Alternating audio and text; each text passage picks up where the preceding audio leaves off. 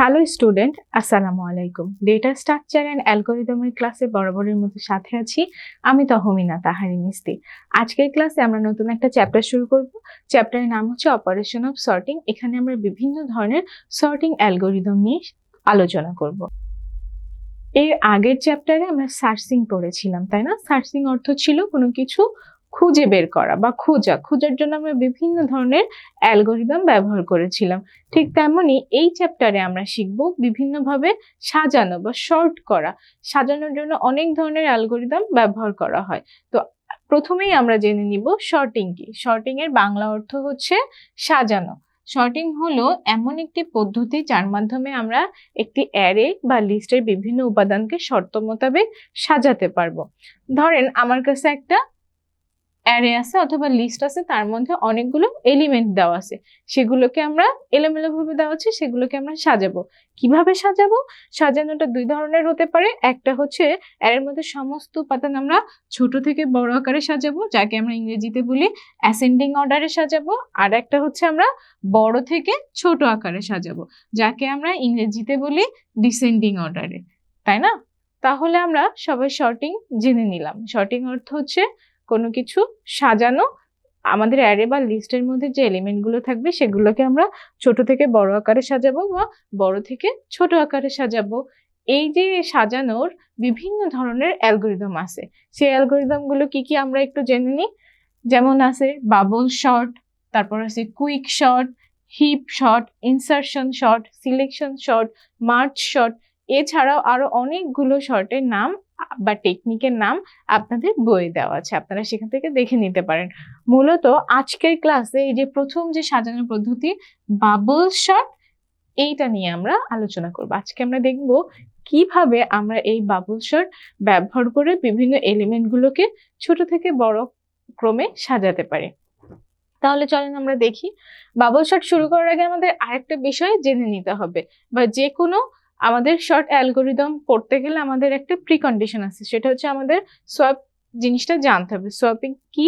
যে পদ্ধতি অবলম্বন করে দুইটি ডেটার মধ্যে আমরা পারস্পরিক কি করব? স্থান বিনিময় করব। আচ্ছা, এটা আমি একটু সুন্দরভাবে বুঝিয়ে বলি। ধরেন আমি ক্যামেরার এপাশে আছি এবং আপনি ক্যামেরার অপোজিট সাইডে আছেন। এখন যদি বলি আমরা নিজেদের মধ্যে জায়গা পরিবর্তন করব, তার মানে আপনি আমার জায়গায় এসে দাঁড়াবেন আর আমি আপনার জায়গায় যাব। এই যে আমার আর আপনার মধ্যে পারস্পরিক একটা জায়গা আমরা পরিবর্তন করলাম, স্থান পরিবর্তন করলাম, এটাই মূলত সোয়াপিং। তো এটা বলা হয়েছে যে যে পদ্ধতিতে অবলম্বন করে দুইটি ডেটার মধ্যে পারস্পরিক স্থান বিনিময় করা হয় তাকে আমরা বলবো সোয়াপ বা সোয়াপিং। এটা আমরা ইংরেজি ডেফিনেশনটাও দিয়ে দিয়েছি যে swapping two numbers means exchanging their value. আমরা যদি দুইটা নাম্বারের মধ্যে ভ্যালু সোয়াপ করতে চাই, তার মানে আমরা তাদের ভ্যালুটাকে একটার সাথে একটা চেঞ্জ করে দিলাম।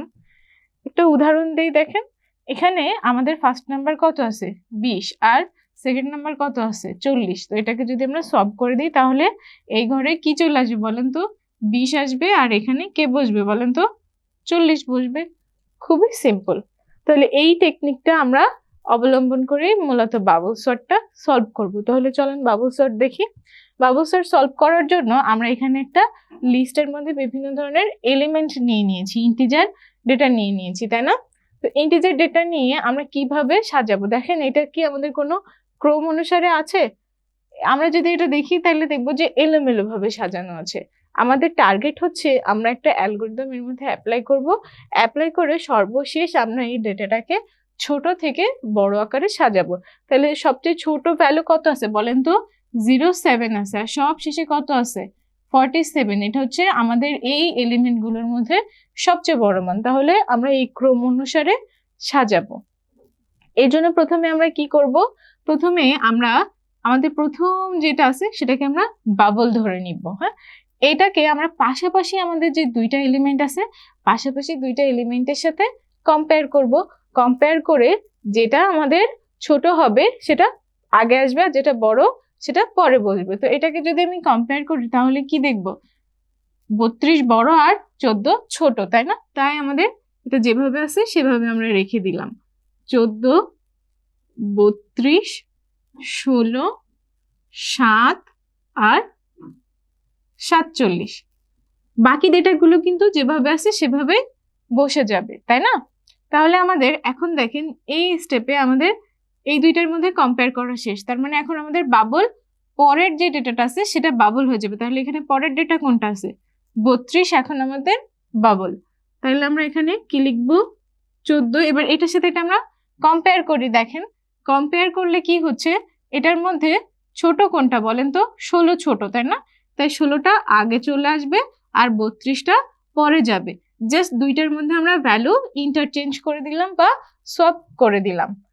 এখন দেখেন 32-এর পরে কত আসবে? 7 ছিল, তাই না? তারপর কত ছিল? 47 ছিল। এখন তাইলে আমাদের পরের যে ইন্ডেক্স আমাদের এখন কত? এটা যদি আমি ইন্ডেক্স আকারে সাজাই 0 1 2 3 4, তাই না? তাহলে আমাদের এখন 1 ইন্ডেক্স থেকে আমাদের বাবল কত ইন্ডেক্সে চলে যাবে? 2 ইন্ডেক্সে চলে আসলো, তাই না? তাহলে এখন আমরা এটার সাথে কম্পেয়ার করব। দেখেন তাহলে 7 আমাদের ছোট, তাহলে 7 সামনে চলে আসবে। তাহলে 14 16 7 বা 7, তারপর হচ্ছে 32, তারপর 47, তাই না? এখন তাহলে আমাদের এই যে 3 নাম্বার পজিশন আমাদের কি ছিল, বা ইন্ডেক্স 2 তে ছিল আমাদের বাবল। এখন পরবর্তীতে আমাদের পরের ঘরে বাবল চলে আসবে বা পরের ইন্ডেক্সে। এখন আমরা এই দুইটার মধ্যে কম্পেয়ার করব। দুইটার মধ্যে কম্পেয়ার করে দেখছি যে আমাদের কত? 32ই ছোট, তাইলে ওইটা ওইভাবেই থেকে যাবে, তাই না? 14 16 7 32 আর 47। এখন দেখেন বাবল আমাদের কি সব শেষের ইন্ডেক্সে যে আছে সে হবে। আমরা যদি একটু লক্ষ্য করি তাহলে দেখতে পারবো আমাদের এই ডেটা সেটের মধ্যে সবচেয়ে বড় যে ভ্যালুটা ছিল 47, সেটা আমাদের অলরেডি কিন্তু এই স্টেপে সবার শেষে চলে আসছে, তাই না? এই টোটাল প্রসেসটাকে আমি বলবো স্টেপ 1, ঠিক আছে? তাহলে স্টেপ 1 এর শেষে আমাদের এলিমেন্ট কি আসলো? এটা আসলো, তাই না? এখন তাইলে আমরা এই স্টেপ 2 তে চলে যাব। স্টেপ 2 এর জন্য আমি আবার একটা লিস্ট এঁকে নিই। এখন এর মধ্যে আমরা এলিমেন্ট গুলো দিয়ে দিই। এখন আমাদের এলিমেন্ট কি হবে বলেন তো? এই যে লাস্ট স্টেপের আমাদের ফার্স্ট স্টেপের সর্বশেষ যেটা আমরা সলভ করেছিলাম ওইটাই কিন্তু এখন আমাদের এলিমেন্ট। 14 16 7 32 আর 47। এখন চলেন আমরা এটাকে সলভ করি। কিভাবে সলভ করব? ঠিক ওইভাবে। তাহলে এখন আমাদের প্রথম বাবল কি আছে বলেন তো? 14 আছে, তাই না? তাহলে আমরা এখন কি করব? এটাকে আমরা সেভাবে পরেরটার সাথে কম্পেয়ার করব। তার মানে এই দুইটার মধ্যে ছোট তো আমাদের 14ই, তাইলে 14ই থেকে যাবে। তাহলে 14 16 7 32 47। এখন তাহলে আমাদের বাবল কি হবে বলেন তো? পরবর্তী ইন্ডেক্সে কত আছে? 16 আছে। এখন সে আমাদের বাবল। তাহলে আমরা এখন কার সাথে কম্পেয়ার করব? এই দুইটার মধ্যে কম্পেয়ার করব। এই দুইটার মধ্যে 7 ছোট, তাহলে 7 আমাদের সামনে সোয়াপ করে চলে আসবে। তারা নিজেদের মধ্যে জায়গা পরিবর্তন করলো আর বাকি এলিমেন্ট গুলো আমরা ওই একইভাবে রেখে দিলাম। এখন দেখেন আমরা কি করব? পরের স্টেপে আমাদের বাবল কত আসবে? 3 নাম্বার ইন্ডেক্সে চলে আসবে বা ইন্ডেক্স 2 তে। এখন এখানে এসে সে কি করবে? পরেরটার সাথে কম্পেয়ার করবে। দেখেন তো পরেরটার সাথে কম্পেয়ার করে কি দেখা যাচ্ছে যে 16 তো আমাদের 32-এর চেয়ে ছোট, তার মানে তারা কি সোয়াপ করবে? আমাদের সোয়াপের দরকার নেই, যেভাবে আছে সেভাবে বসে যাবে।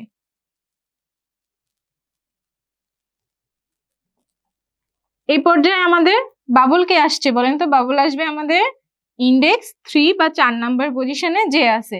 দেখেন এখানে আমাদের 4 নাম্বার ইন্ডেক্স এসে পরেরটার সাথে আমাদের কম্পেয়ার হবে। পরেরটার সাথে কম্পেয়ার হয়ে যে দেখবে আমাদের কি হচ্ছে? ভ্যালু কিন্তু চেঞ্জ হবে না। কেন চেঞ্জ হবে না? কারণ এটা তো অলরেডি আমরা শর্ট করে ফেলছি। এখন আমাদের কনসিডারেশনের বিষয় হচ্ছে এই পর্যন্ত, ঠিক আছে? তাহলে আমাদের এরপর সেকেন্ড যে হাইয়েস্ট নাম্বারটা ছিল দেখেন তো 47-এর পর 32 কিন্তু চলে আসছে, তাই না? তাহলে আমাদের এই পর্যায়ে এই স্টেপে লাস্ট লাইন কি হবে? 14 7 16 32 47। তাহলে আমরা কি কি পেলাম বলেন তো? আমরা এই পর্যায়ে এই টোটাল প্রসেসটাকে আমরা বলবো স্টেপ 2, ঠিক আছে?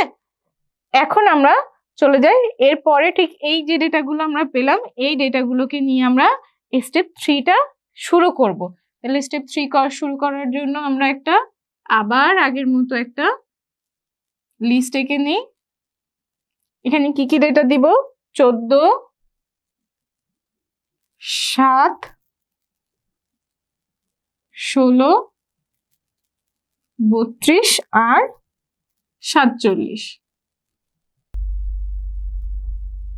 এখন আমরা এটাকে স্টেপ 3 দিয়ে শুরু করব। কিভাবে শুরু করব? আবার প্রথমটা আমাদের বাবল, প্রথমটাকে পরেরটার সাথে আমরা কম্পেয়ার করে দেখলাম যে এটা আমাদের ছোট, তাহলে সোয়াপ হবে, ইন্টারচেঞ্জ করবে। শুরুতে 7 চলে আসবে, 14 তারপর যাবে, এরপর 16 আসবে, এরপর 32 আসবে, তারপর আমাদের 47 আসবে। এখন দেখেন আমাদের বাবল কি এক ঘর পরে চলে যাচ্ছে, আমাদের ইন্ডেক্স চেঞ্জ হয়ে যাচ্ছে। এখন 14 আর 16-র মধ্যে দেখেন তো আমাদের কিন্তু অলরেডি এই দুইটা আমাদের শর্ট হয়ে গেছে, তাই না? তার মানে এখন আমাদের কম্পারিজন হবে জাস্ট এই 3টা ডেটার মধ্যে। এখন দেখেন এই দুইটা ডেটার মধ্যে কি আমাদের চেঞ্জ করার কোনো দরকার হচ্ছে না। কারণ কি দেখেন, এটা তো এটার থেকে অলরেডি ছোটই, তাই না? তাই আমরা কি করব, যা আছে সেটা আমরা লিখে দিলাম।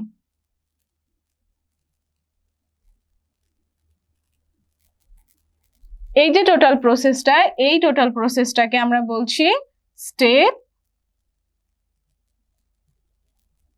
3, তাই না? এখন আমরা দেখেন যে ডেটাগুলো নিয়েছিলাম সেই ডেটাগুলো কি আমাদের ছোট থেকে বড় ক্রম অনুসারে সাজানো হয়ে গিয়েছে? দেখেন তো এখানে যা ছিল আমরা ছোট থেকে বড় কি সাজাইতে পারছি? 7, 14, 16, 32, 47। হ্যাঁ, আমাদের প্রবলেমটা সলভ হয়ে গিয়েছে। আমরা যে এলিমেন্টগুলো নিয়েছিলাম লিস্টের মধ্যে তাকে আমরা সফলভাবে বাবল শর্ট অ্যালগরিদম অ্যাপ্লাই করে সমাধান করতে পেরেছি। বাবল শর্ট অ্যালগরিদম সলভ করার সময় আমাদের যে বিষয়টা মনে রাখতে হবে সেটা হচ্ছে প্রত্যেকটা স্টেপ কমপ্লিট হয়ে যাওয়ার পর আমরা দেখব আমাদের যে ডেটাটা ছিল তার মধ্যে সবচেয়ে বড় ডেটাটা একেবারে টপ রাইট পজিশনে আছে কিনা, তারপরে স্টেপে তারপরেরটা সেকেন্ড রাইট পজিশনে আছে কিনা। ঠিক যেমন দেখেন এখানে আমরা দেখেছিলাম যে সবচেয়ে বড় ডেটা কোনটা, 47। যদিও আমাদের এখানে দেওয়া ডেটা অনুযায়ী সে সবার শেষে আছে, কিন্তু যদি সে শুরুতেও থাকতো তাও আমরা সলভ করে তাকে শেষে নিয়ে যেতাম। দেখেন এই পজিশনে আমরা দেখতে পাচ্ছি আমাদের সব শেষের ডেটাটা সবচেয়ে বড় ডেটা, তাই না? তারপর যে পরবর্তী স্টেপ 2-তে এসে এটা তো আমাদের অলরেডি সাজানো শেষ। তাহলে এই ডেটাগুলোর মধ্যে দেখেন সবচেয়ে বড় কে 32, তাই না? আমরা পরবর্তী স্টেপে এসে দেখলাম যে এটা সব শেষের পজিশনে আছে। আবার এই পর্যন্ত হয়ে গেলে এর মধ্যে সবচেয়ে বড় ডেটা কোনটা ছিল বলেন তো? 16। তাহলে দেখেন এই পজিশনে এসে আমরা দেখব যে সবচেয়ে বড় ডেটা আমাদের 16। তাহলে এটা আমাদের স্টেপ 3 হচ্ছে। যদিও আমাদের এই ডেটা দুইটা সাজানো আছে, কিন্তু যদি এলিমেন্ট এরকম না থাকতো, যদি অন্য ডেটা থাকতো, তাহলে দেখা যাচ্ছে আমাদের স্টেপ সংখ্যা আরো বেড়ে যেত। এখন আমরা বাবল শর্ট সলভ করার অ্যালগরিদমটা একটু দেখে নিই। বাবল শর্ট সলভ করার অ্যালগরিদমের জন্য আমরা ধরে নিলাম আমাদের একটা লিস্টের মধ্যে n সংখ্যক এলিমেন্ট আছে এবং আমরা সেখানে সোয়াপ ফাংশন ব্যবহার করব। সোয়াপ ফাংশন ব্যবহার করে এই প্রবলেমটা সলভ করব। তার জন্য আমরা কি করলাম, বাবল শর্ট নিলাম, শুরু করলাম যে লিস্টটা বাবল শর্ট নাম দিয়ে। এখন আমরা লিস্টের মধ্যে যে এলিমেন্ট আছে সেই এলিমেন্টের মধ্যে একটা ফর লুপ চালাবো। লুপের মধ্যে আমরা আবার কন্ডিশন দিলাম কি, যে লিস্টে আমাদের যে ইন্ডেক্স আই দ্বারা বোঝানো হয়েছে ইন্ডেক্স, হ্যাঁ, আমাদের যে ইন্ডেক্সটা আছে i+1 বা পরের ইন্ডেক্সের চেয়ে যদি সে বড় হয় তখন আমরা কি করব, দুইজনের মধ্যে ইন্টারচেঞ্জ করে নিব। তার মানে হচ্ছে যদি আমাদের এই ইন্ডেক্সে একটা ভ্যালু আছে 7 আর i+1 ইন্ডেক্সে ভ্যালু আছে মনে করেন 4, তাহলে এই দুইটার মধ্যে কম্পেয়ার করে দেখা যাচ্ছে যে আমাদের 7 বড়, তাই না? তখন কি করবে, সে পরস্পর ইন্টারচেঞ্জ করে নিয়ে প্রথমে 4 চলে আসবে আর 7 তারপরে চলে যাবে। এটাই মূলত এখানে বলছে যে সেটা আমরা সোয়াপ করে দিলাম। i+1 এর জায়গায় আমরা কি করলাম, i এর ভ্যালুটা বসিয়ে দিলাম। এখন তারপর আমরা কি করব, এভাবে আমরা পরবর্তী যতক্ষণ পর্যন্ত আমাদের এটা সাজানো না হচ্ছে ততক্ষণ পর্যন্ত আমরা এই ইফ কন্ডিশনটা চালাতে থাকবো। এই কন্ডিশনটা যখন স্যাটিসফাই করে যাবে তখন আমরা এটা শেষ করে দেবো, ইন্ড এফ করব। তারপর আমরা যে ফর লুপটা চালাচ্ছিলাম সেই ফর লুপটাও বন্ধ করে দিয়ে আমরা যে ভ্যালুটা পাচ্ছি সেটা রিটার্ন করে দিব। আর বাবল শর্ট নামে আমরা যে লিস্টটাকে কল করেছিলাম সেটা আমরা অফ করে দিব। এইভাবেই মূলত আমরা বাবল শর্টের অ্যালগোরিদমটা লিখতে পারি। থ্যাংক ইউ এভরিওয়ান, আজকের ক্লাসটা এই পর্যন্ত। পরবর্তীতে দেখা হবে এই শর্টিং অ্যালগোরিদমের অন্য কোনো টপিক নিয়ে। ততক্ষণ আপনারা সবাই ভালো থাকুন এবং এই রিলেটেড যদি কোনো প্রশ্ন থাকে আমাকে অবশ্যই কমেন্ট বক্সে জানাবেন। আসসালামু আলাইকুম।